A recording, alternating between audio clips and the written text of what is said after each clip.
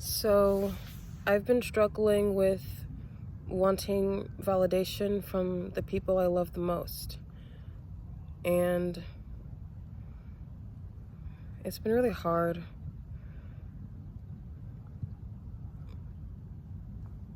I decided to cut off my mom like 2 days ago.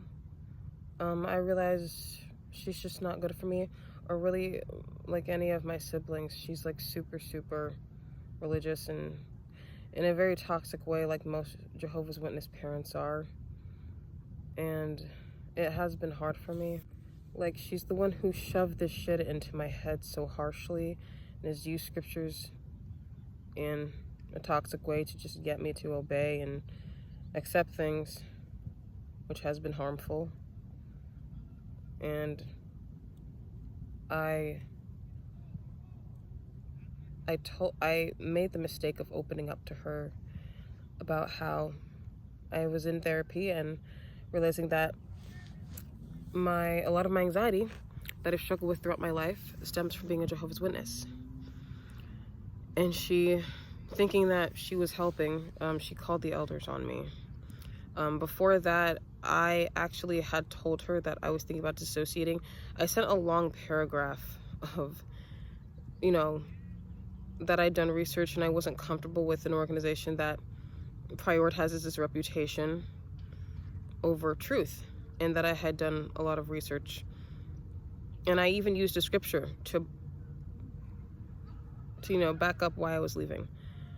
And yeah, she didn't take that well. It was my mistake of thinking that she would have some kind of understanding.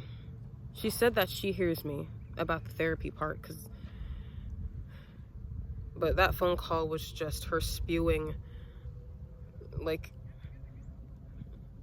scriptures and saying how we're the modern day Israelites. And I mean, dealing with someone who just operates out of fear is very pointless and futile. So that's why I decided to cut her off, because I really want validation, some sort of validation from the person who raised me, but I'm never gonna get it. I mean, she has been understanding in some cases, but I'm realizing for the most part, she's just...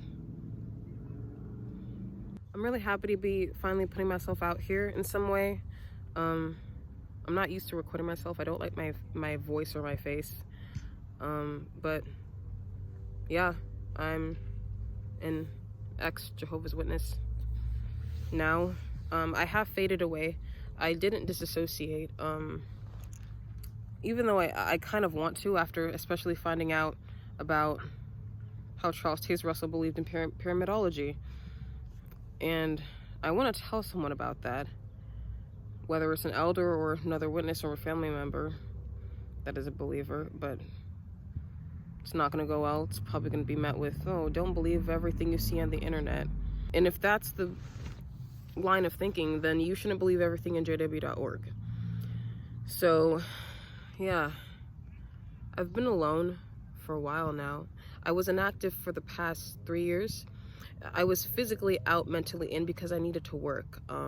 I grew up in a very less money is godliness type of household.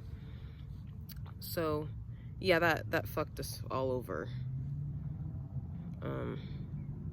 So I'm just surviving out here. Got my purple hoodie and jacket, and I'm outside.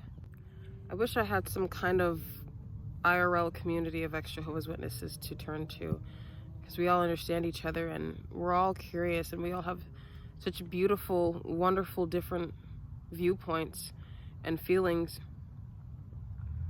And I'm finally happy that my mind can just rest and think freely, you know, without it being so pressed down by fear and guilt. I haven't had any particularly negative experiences with Jehovah's Witnesses, you know, with brothers and sisters in particular, and I'm grateful for that. One of the reasons I woke up was because my grandfather is a pedophile, and I didn't know that until I was like a late teenager, and you know, family secrets start to come out.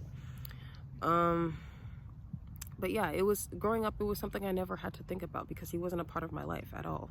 Then I heard about the Pennsylvania cases, and my sister saw something about it on TikTok, so I decided to do a deep dive on that.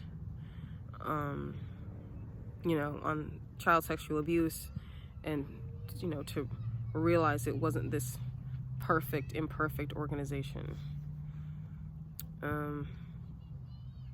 which is an oxymoron. There's a hawk. But I'm finally happy to be putting myself out there. I hope somebody sees this video, and you know, this is my introduction, I guess.